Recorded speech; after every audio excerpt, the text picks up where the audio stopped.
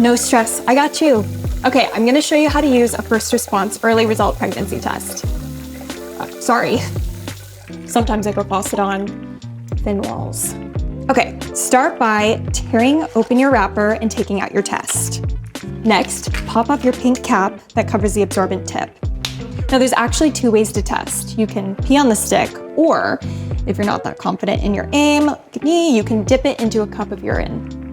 If you're testing midstream, hold the stick by the finger grip right here and hold the tip in your urine stream for 5 seconds. Oh, and tip about the tip, make sure it's always pointing down and not towards the ceiling. Oops. If you're dipping, grab a cup that you're comfortable, peeing in, like this one from work. Hold the tip in for 5 seconds. And once you're finished, grab that pink cap from earlier, pop it back on, and lay the test flat with the result window facing up. Now we wait 3 minutes. I know, it's gonna feel like eternity, but if it helps keep your mind off things, you could go grab a snack, which actually, I'll be right back.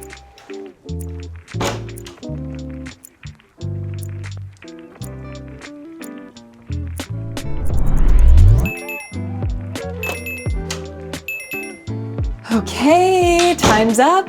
You did it, look at you. All right, we're gonna read the results.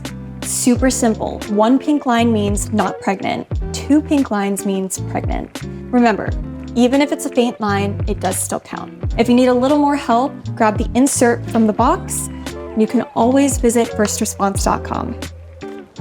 You got this.